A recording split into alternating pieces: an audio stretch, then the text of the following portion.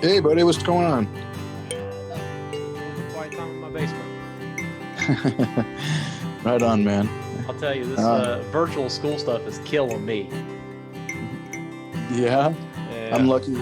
My daughter is back in school full time, so we're a little lucky. Well, I've got a 6-year-old. He's in first grade, and I wasn't prepared for what it was going to take to get him to sit in front of a computer for 4 hours. Oh gosh. Yeah, Yeah. it's as bad as it sounds. Yeah.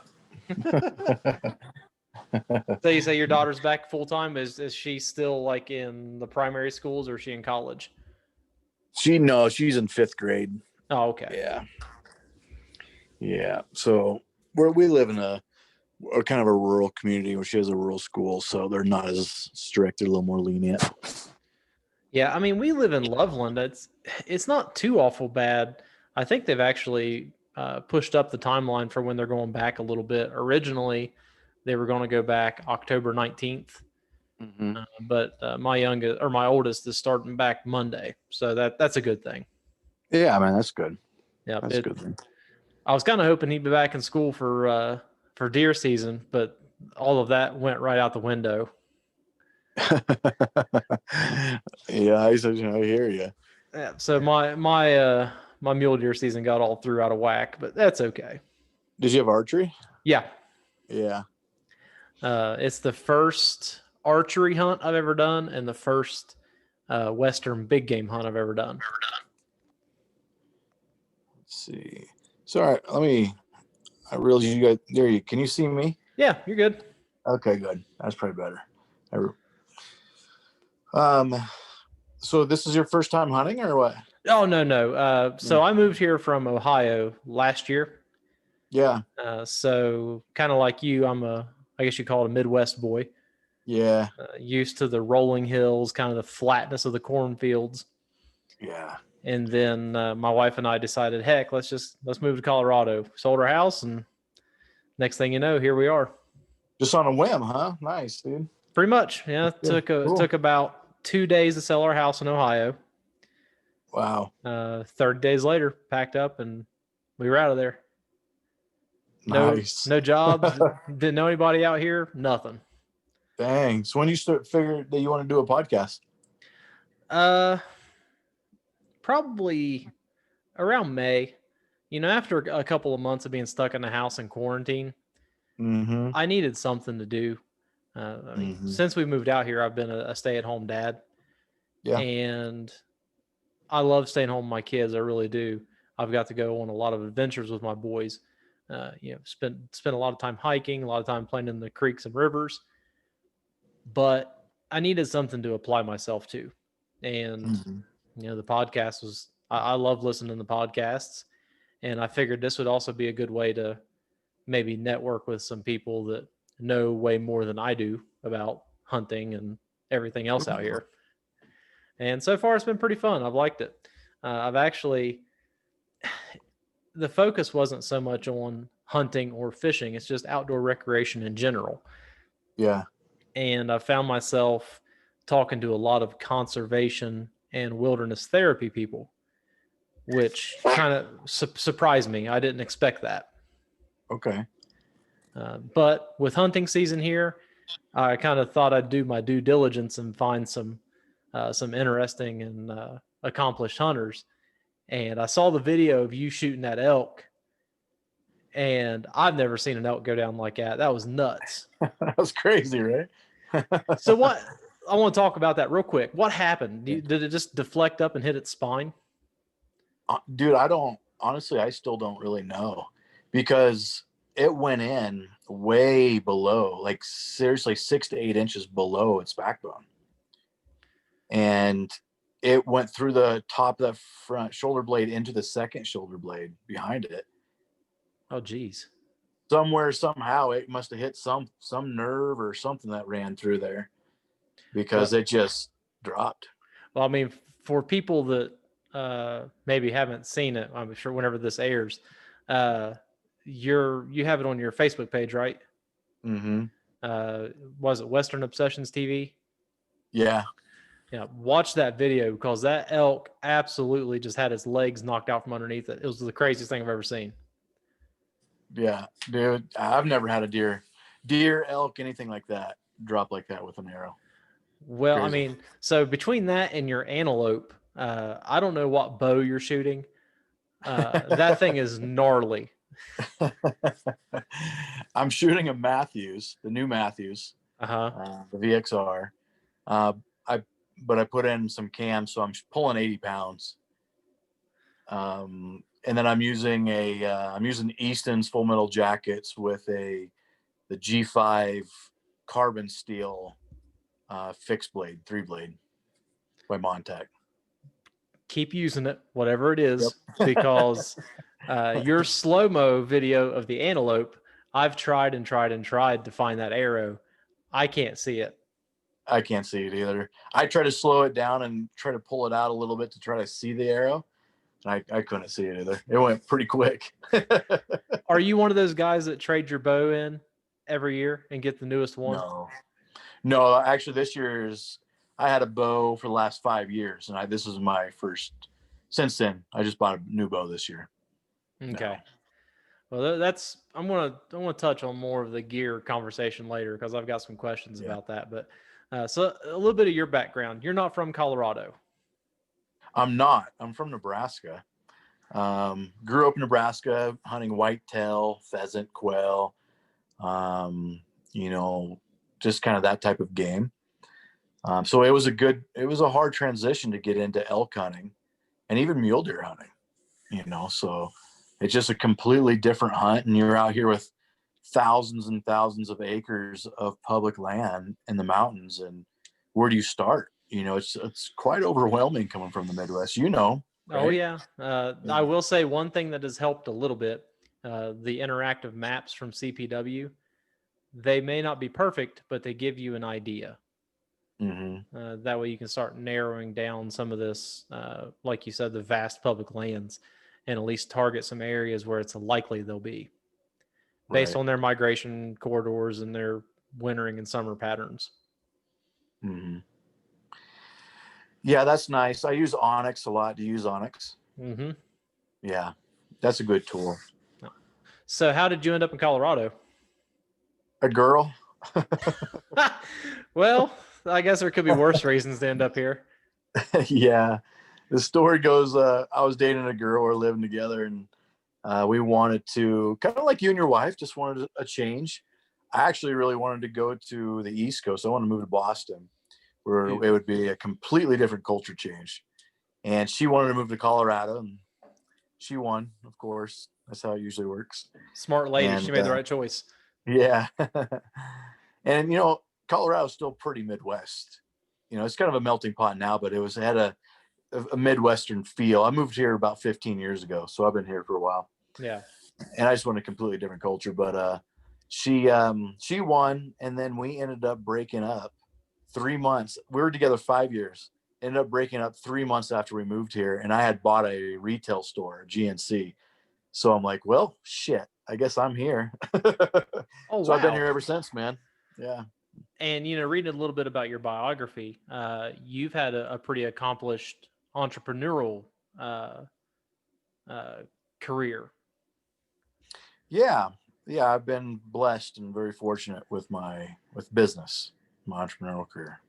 Yep. Mm-hmm. And the health store stuff really plays into one of the key aspects that you need to hunt out here, which is being in Mm-hmm. good shape.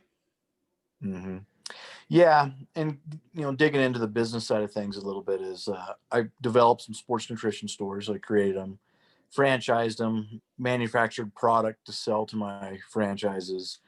Did a meal prep company where we do healthy meals, which Yeah. sell those to my franchises also. And I own a CrossFit gym.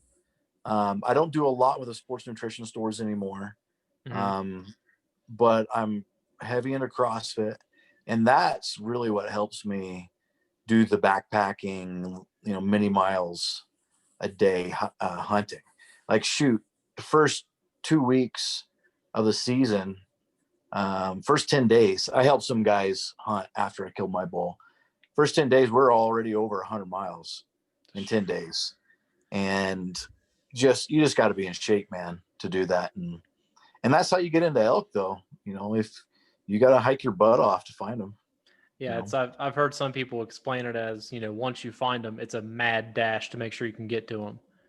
Yeah. So, and that's one thing I was not prepared for. I didn't think I'd have that much trouble, hiking in these lower elevations just to find mule deer, and it's a lot harder than what I anticipated it. Yeah, it is, and I'm still learning how to hunt smarter, not harder. Like I like to get out there, and I almost value if I seen a mule deer 300 yards from me up on a hill, or if then I see one 2 miles away, the one 2 miles away is more valuable to me. So I'll just take off going after the one. I don't know what it is, man. I'm just a little crazy that way. Like I want to work for it. Ooh, so I'm sure you watch Meat Eater, right? Oh yeah. So you're one of those guys that's like a type 2 fun. The more miserable it is in the moment, the happier you are later. The more I've earned that animal, for sure. Uh-huh. I'm too fat and lazy for that crap. I'm going for the one 300 yards. So your hunting buddy or your partner in crime for the Westerns Obsession TV, Steve. Yes. He's not with you, obviously, but No. what's a little bit of his background? He's a police officer by trade. That's his full-time job. But he used to have a hunting show on TV. Actually, I think it was on the Pursuit channel called Fade to Black. And just long story short, him and his partner kind of went separate ways. And I'd filmed a elk hunt last year. It was my first hunt that I have filmed, and I posted it up on iHunt Colorado. And he saw it and gave me a call or hit me up. And was like, "Hey, what are you doing with this? What do you want to like? Are you doing to do more film?" I'm like, "Shoot, I don't know. I'm just having fun, just messing around." And so we set a meeting. We started talking. He's like, "Hey, I used to have a show. I think you should film." And another company that I have, man, is a White Rabbit Syndicate. Uh-huh. We do video production, photo design.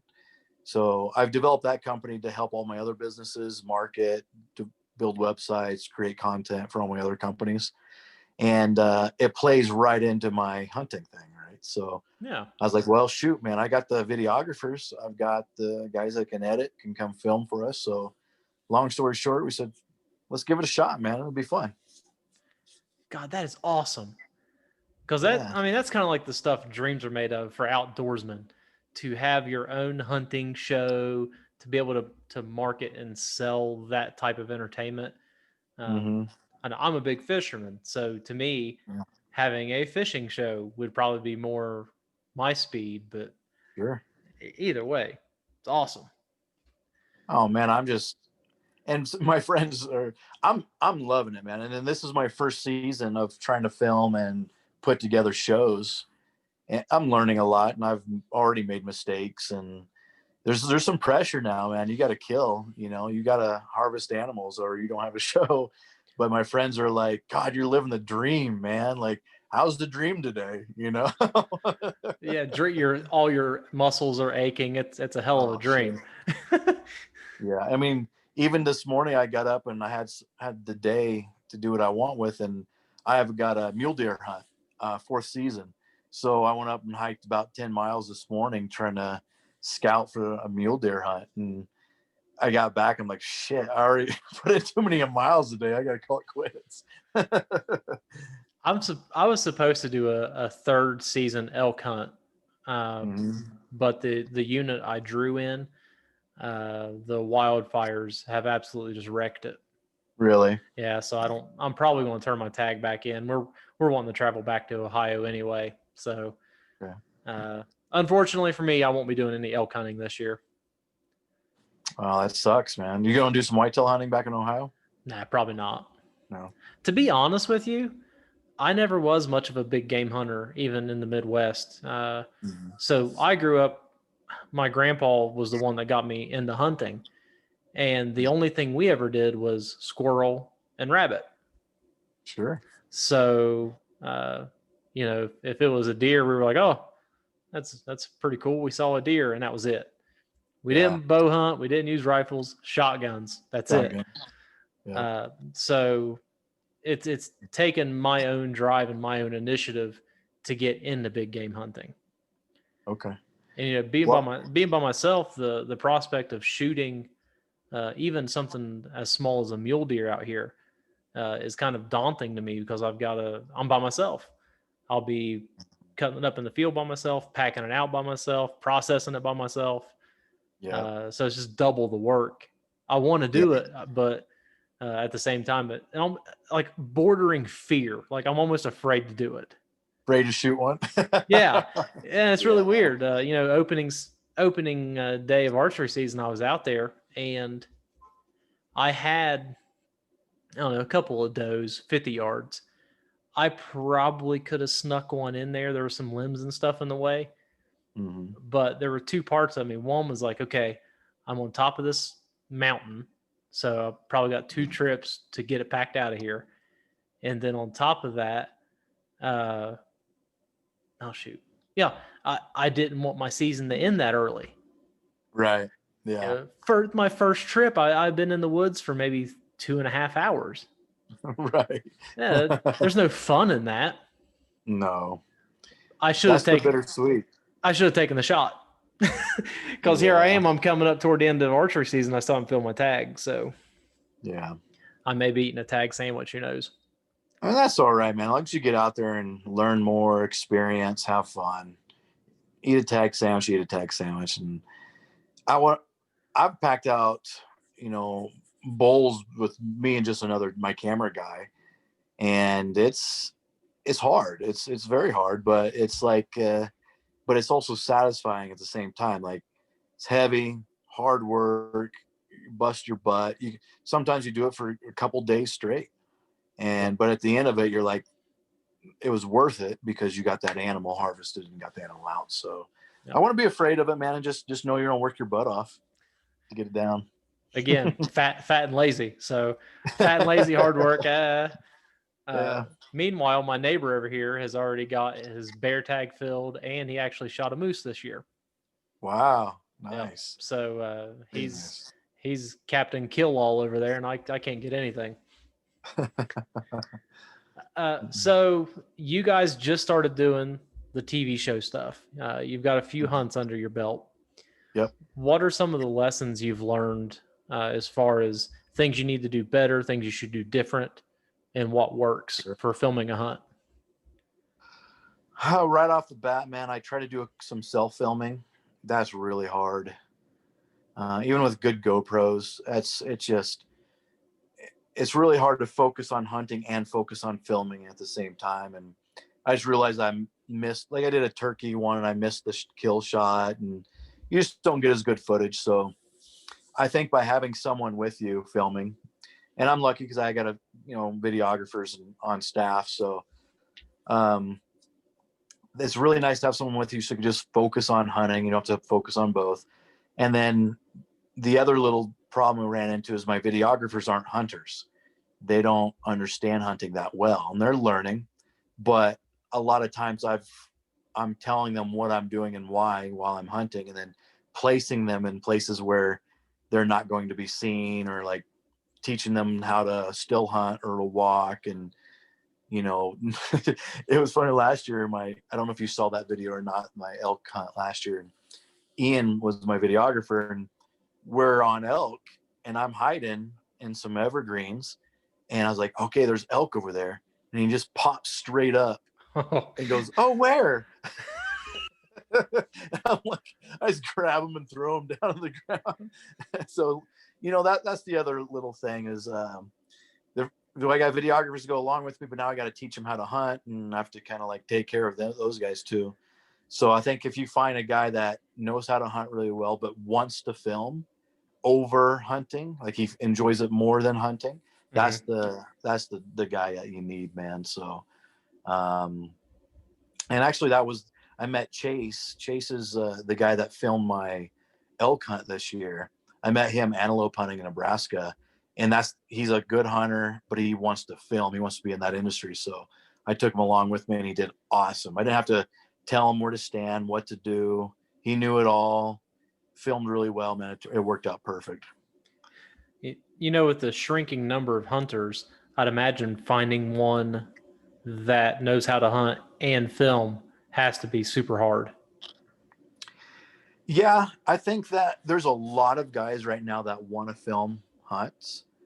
They just don't know how. So they'll buy the GoPros and buy some other cameras, and they'll try to capture their hunt.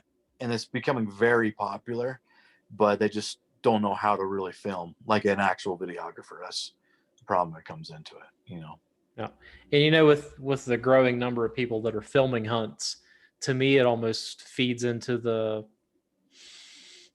myth that big game hunting out here in the West, like anybody can do it. Because Right. you're not seeing, the 10-mile days, how grueling they can be up and down the hills. Mm-hmm. And then it lures people into this false sense of, oh heck, I can go out there and shoot an elk. They're freaking everywhere. Right. Or, and a lot of, TV hunting shows are real popular, especially on YouTube now. And they don't see, like, the show doesn't show it. They show, oh, we're out hunting. Oh, there's animals. Boom, they're dead. That was so quick and easy. And we had a lot of fun. Like, sometimes it's like that, but not very often. So you're right. They get that false sense of, I'm going to go hunting and I'm going to kill something. Like, I think there's a statistic that 10% of archery elk hunters kill an elk. Yep, that sounds about right. And I think it might be 20% of rifle hunters kill an elk or something like that. But that's not high odds, man. So a lot of people are disappointed when they go out in the woods and hunt. And since I've started this show and started putting out a lot more content, I've been hit up a lot on even my friends of like, hey, Kurt, I want to learn how to hunt. What would you recommend me doing? And the first thing I tell them is like, don't expect to kill anything. Go out, have fun, enjoy yourself, try to find animals, but enjoy the pursuit of finding animals and just learn for a few years, man. Don't expect to bag something because you're going to be disappointed. Yeah, and I think another thing that I would tend to tell people if I was in your position is try to find a mentor or somebody to go along with that's been hunting here for a long time and is successful. Yeah. Because for me, I've only been here a year, trying to figure out, the goofy preference point system and the draw system is intimidating. Two, Oh, yeah. all the land to hunt, and three, figuring out when the best time for you to hunt is. Yeah. Because whenever I first learned that there were 4 rifle seasons and a muzzleloader season, I was kind of like, well, that's not how they do it in Ohio. We've got archery and then a week of gun season. Yep. So to me, trying to figure out when the best time for me to go was very daunting. Oh, yeah. I'm with you, man. It took me years to figure out this system just in Colorado. And now I'm hunting with Steve, and Steve's like, okay, here's all these other states that we're going to hunt into. I'm like, man, how do you figure all this stuff out? And then how do you plan it? Because a lot of the seasons overlap, and it's pretty crazy. Yeah, well, But I would imagine you I'm guys are in a whole different ball game because, like you said, you're trying to hunt a lot of stuff in a lot of places. yeah, we got to produce a lot of shows, especially now. It's our first season, so we can't go in our first season having like 1 kill, 2 kills, having 2 shows in first season. Like we got to get a lot. So Yeah. pressure's on right now, man. So what's the plan? Are you trying to do like one each of the big game hunts and then do some smaller fill-in stuff in between? Yeah, kind of. I'll be honest with you, I had a kind of a game plan. Now I'm just trying to fit in as much hunting as I can. So uh, the hunt that I was really nervous about this year was my elk hunt. It was over the counter. I went into units. I had no clue.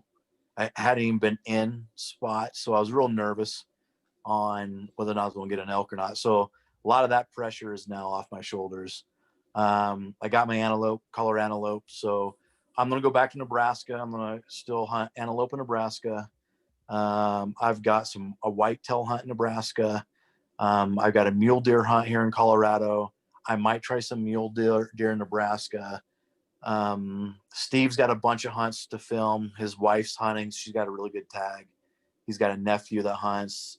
We'll film that. And then we may do some Coues deer down in Arizona after all these seasons have passed too. So Hey, so that's all big game. And then we got duck, we've got pheasant. If we can get on some pheasant, we've got small game things that we'll film and hunt. So hopefully we can get some good shows.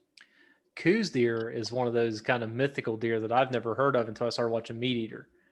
Right. That's kind of Mm-hmm. just what is a smaller version of a whitetail, just a real Yeah. small, and Mm-hmm. uh, that's a cool animal, and that's a cool hunt too because that's a wild one. Oh yeah. Very timid animal, small. They blend in really well. I think they call them like the ghosts. Yeah, So they're there at 1 second. If you take your eye off, they're gone. You won't be able to find them again. It's actually a tough hunt from what I hear. yeah. You mentioned something that kind of piques my curiosity, talking about the importance of getting the kill shot for a good hunting show.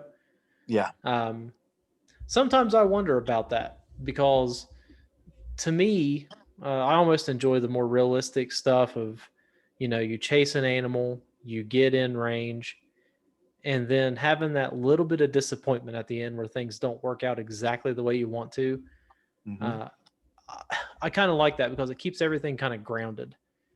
Mm-hmm. It helps people realize that it's not all about just, slamming that big animal on the ground. Sometimes it's about, overcoming adversity, rethinking your game plan, and coming back out the next year and doing it even better. I agree with you a lot there. I think that, you know, I I don't know how old you are, but growing up, I just turned 40. Okay. Growing up as a kid watching hunting shows, it was, hey, I'm Jim Shockey. I'm this big name, whatever. We're going hunting. Look, there's an animal. Boom, dead. They do a little bit of, we call it grin and Gripping, grip, right? grip and Yeah, grin. Yep. yeah, grip and grin, right? Do a little commentary on it, and that's it. That's the hunting show, right? And people loved it because they showed big animals getting killed. And I still think that that's the climax of these shows is the kill shot showing the animal getting shot. But I think most people now want more authentic hunts. Like they almost value, like you're saying, is the struggle, the shit you actually have to go through to make that hunt, to even get close to an animal, and showing mishaps, showing problems. I think is real valuable in a hunting show. Yeah, and I had that thought on the way back out on one of my hunts.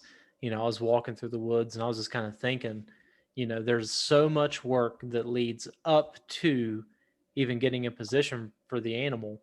And pulling the trigger takes the blink of an eye. So Yeah. you've got 99.99% of the work up to the glory point. Mm-hmm. And then after the animal's on the ground, you've still got more work to do. Then the real work starts. Yes. Oh my God. And I can't stress how much I dreaded that pack. Just the thought of shooting one and getting it out of there was crazy. But a lot of people don't see that. And, being out in the woods like that, you see things that, just everyday people, everyday hikers don't really even get to see. There's Mhm. a lot of wildlife out here to check out. Yeah. No, you said a couple things that I kind of want to back up on a little bit. Is one was all the hard work that goes into that split second moment. The other one was shoot. I'm sorry. Let me think here. I just had it. It keeps coming in and out of my brain, man. Oh, I know what it was. Yes, you definitely want to see the hard work that goes in, the real. You want to be authentic.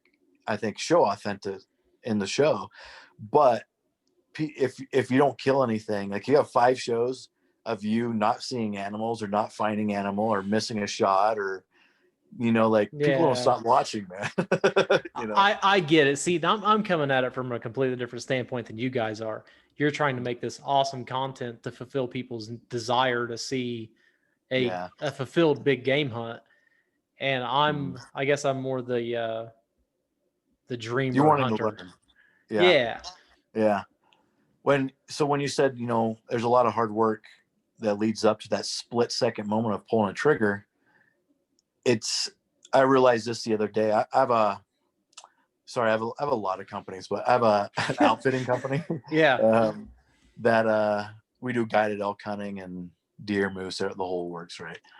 But it's on the website of this. But here's the reality of it is it goes all the way back to like you as a kid hunting with your grandpa, learning how to handle a weapon, how to aim with that weapon, right? It's Yep. growing up hunting.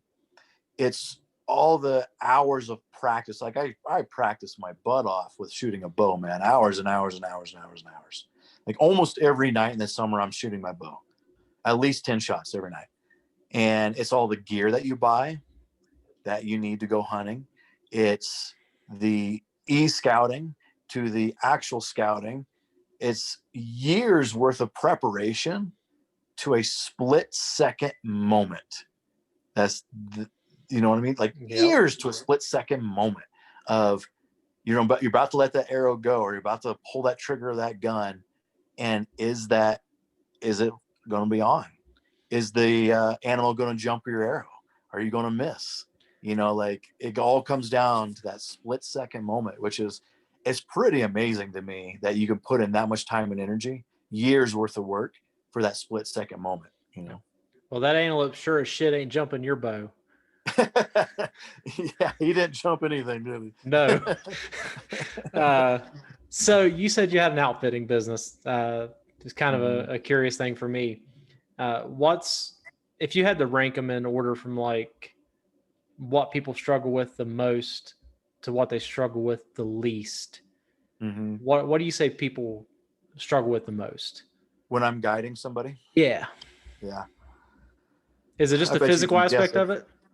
Yeah, it's the Okay. physical aspect. It's the physical and mental aspect of it. So, it's if you want to get in the elk, you got to be willing to hike. And you're hiking in a mountain. It's not like you're hiking in a cornfield, right? So, Oh yeah.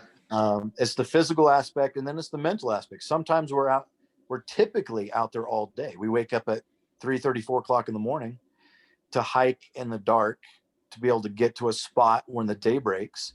So you're hunting from 4 o'clock in the morning, not hunting, but you're up and out, right? From Mhm. 4 o'clock in the morning till 7, 8 o'clock at night. That's a lot of hours to be out in nature, in the elements, sun, wind, cold, rain, day after day after day. And so physical and mental toughness really is key. The easiest stuff is just gear. People love buying gear, and most people have gear, and most people have too much gear. Like they bring up too much in the mountain, they're over geared. But Yeah. um, but the hardest is going to be physical and mental. How about like weapons preparation? I can speak for myself personally. I did not put in the reps with my bow this year that I should have. Right. And I think that was probably the biggest determining factor for me not shooting those opening morning deer. I wasn't comfortable with the shot. And I'm really glad you didn't take the shot, because there's nothing worse than taking a shot you're not comfortable with and wounding an animal. Right. So taking an ethical shot. Um, sorry, did you ask me a question? I got off on a little tangent. No. Well, Okay. I was just going to ask if people are, the people you guide, are they familiar with their weapons to the point that they can make those long range rifle shots? No, not the long range ones, but they're familiar with their weapon. Okay. Most people don't practice up to 1,000 yards. Most people practice up to 300, 400 yards, where a lot of your shots on elk come 500, 600, 700 yards. And that was my big mistake too. Hunting is I've never shot long distance. I've never needed to. Growing Hmm. up shooting whitetail, 200 yards was the longest shot I've ever really needed on a whitetail. So why would I be proficient out to 700? I'm not. And I'm not, wasn't geared up for it either. My scope wasn't geared for it. My rifle wasn't sighted well enough for it. So most people are like me. That a lot of people come from the Midwest, want to do an elk hunt as a bucket list, and it's a once in a lifetime hunt. But every time I ask him, what are you comfortable with shooting out to? It's usually 300 yards. So we just have to figure out a way to get a little closer. Well, I think up until just maybe 3 or 4 years ago, we weren't allowed to use rifles in Ohio. Oh, And they just started letting them use straight wall cartridges.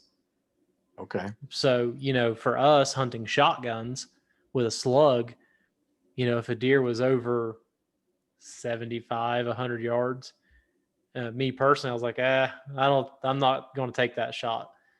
All right. So bumping an animal out to 4, 5, 600 yards, that's scary for me. Yeah, no, I get it. But it's all about repetition and practice, right? So once you get the right gear, and gear is important, and I used to be the hunter that would laugh at the guys because I grew up in the Midwest. I don't even need camo. Like I'm shooting 100, 200 yards.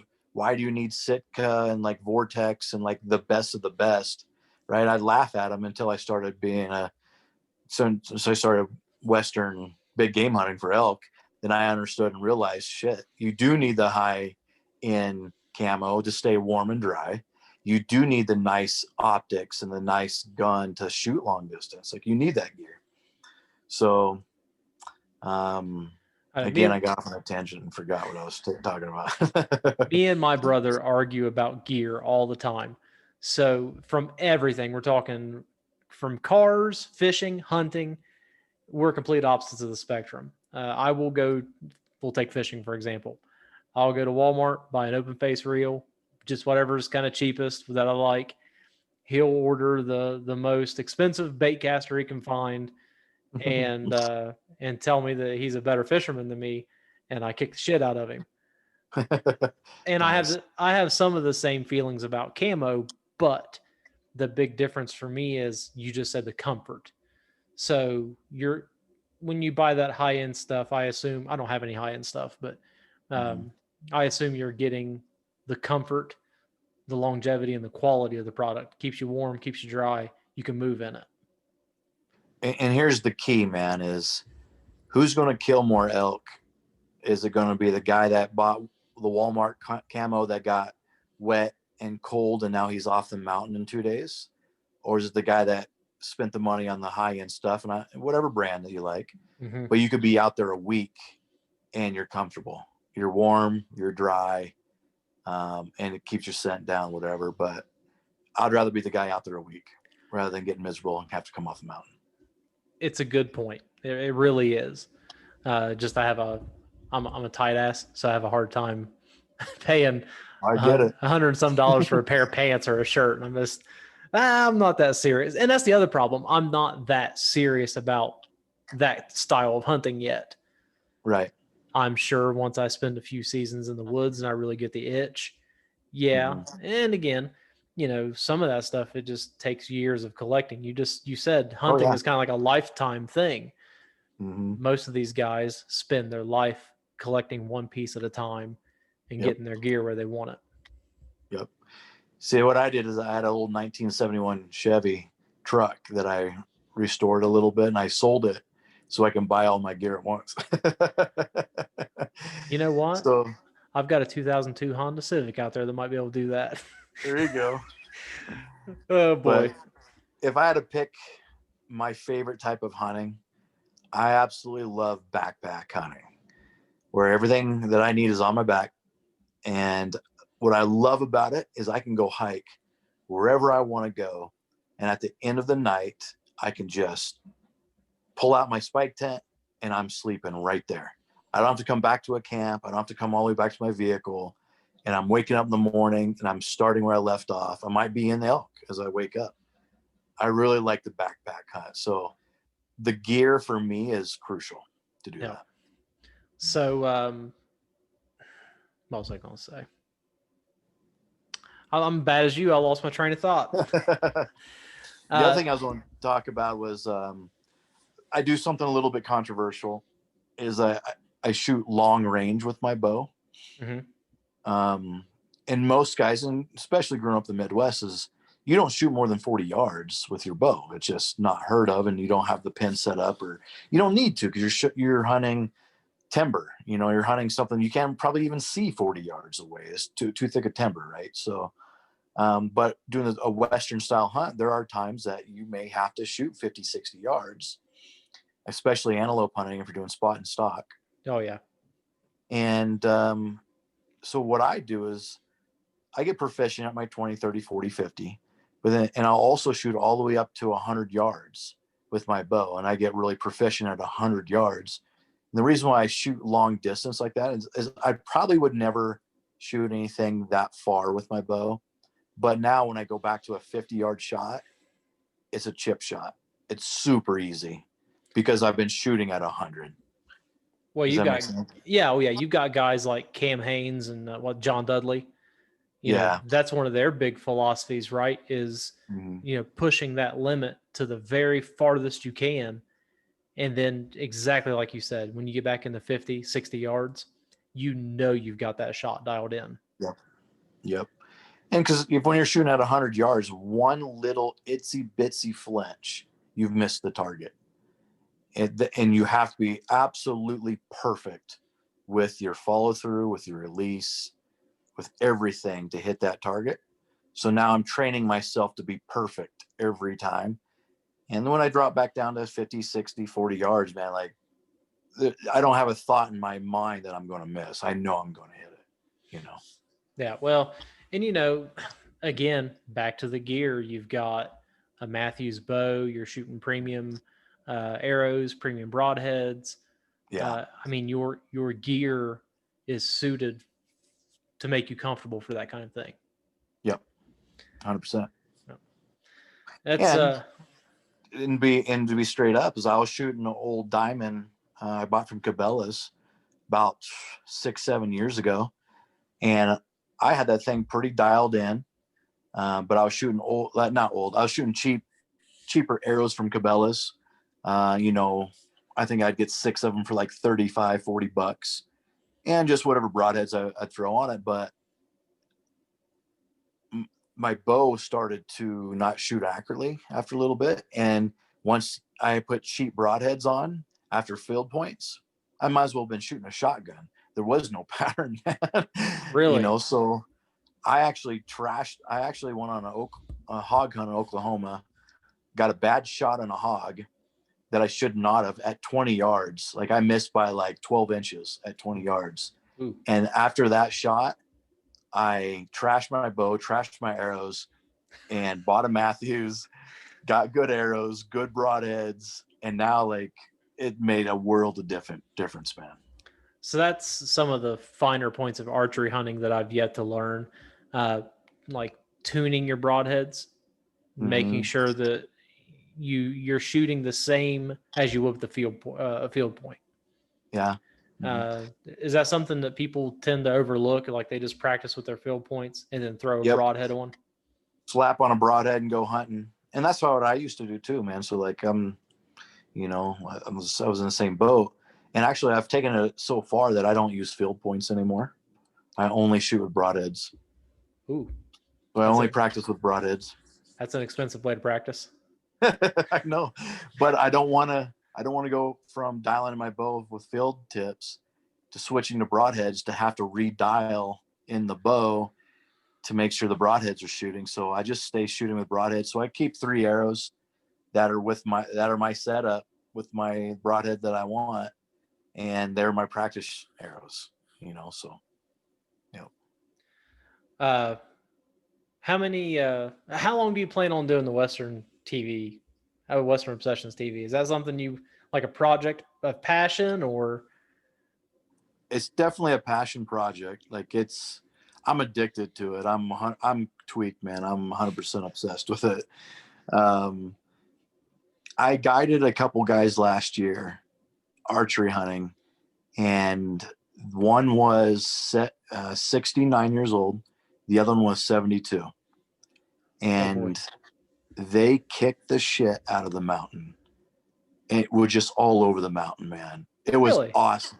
So after that, I was just astounded, and it made me realize I could do this into my 70s. And that's what I want to do. Hey, nothing wrong with that.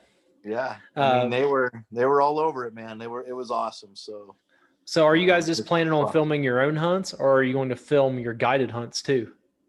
I'll film some guided hunts also. I got a bunch of buddies that from Nebraska that are hunting next year, so I'll probably film them hunting some elk. So we'll do both. And for anybody that's listening, just a real quick rundown of what you would do. Obviously, you're in shape, but what you would do to get in elk shape for elk season. Mm-hmm. Yeah, I do CrossFit. I'm not saying you have to do CrossFit to do elk hunting, and the reason why I like to do CrossFit is to stay in shape. It's one of the hardest physical training that you can do. So I stay in shape year round, but what's even more important is my mental toughness. It's a very hard workout typically, and it trains my mental toughness. So when I'm on day 5, day 6 of an elk hunt and I haven't seen any elk in 3 days, I've got some mental toughness that can push me through, right?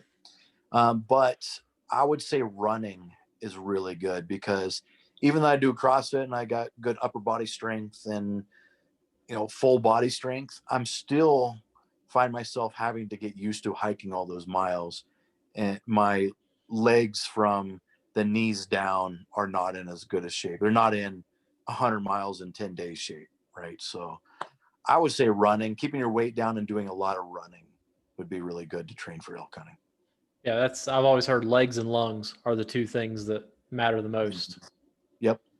And it's different, man. Like my workouts are like CrossFit workouts are 15, 20 minutes max, or you're not very long. And there was a day last week or a couple weeks ago when I was helping those guys hunt. We hiked up the mountain for 8 hours straight. And we took maybe 3 5-minute breaks. But for 8 hours, we're hiking up to the top. And it took us that long. And you just can't train for that. How do you train for 8 hours straight of hiking? You just can't. So Become you gotta have that mental toughness, man. become a Navy SEAL. Pretty much. Yeah. So for anyone who wants to watch your guys' TV show, what's the best way to do that? Yeah, we're housing everything on right now. We're housing everything on YouTube. So it's Western Obsessions TV. Just search that on YouTube. But after this season, if we have some good shows, we're going to approach networks and see if we can either do the outdoor channel, the pursuit channel, and get it on that. So hopefully the season goes well. You can also follow us on social media. We have Facebook and Instagram, Western Obsession TV. Follow me just under Kurt Belding on both those two. Well, from the hunts I've seen so far, the goat, the elk, the antelope, I'm impressed. Thanks, man. I appreciate you. Yeah. So we're not done yet. We still have a lot of hunts left to go on. So hopefully we can still harvest some animals this season. I'm looking forward to it, Kurt. All right, man. Hey, man, if you have any questions too as you get going, dude, just hit me up.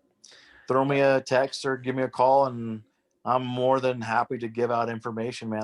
Probably won't go on a mountain with you because I'm probably on a hunt myself. So, but I'll definitely tell you my opinions on stuff. Hey, that works. Do you primarily hunt the southern part of the state or the northern part of the state?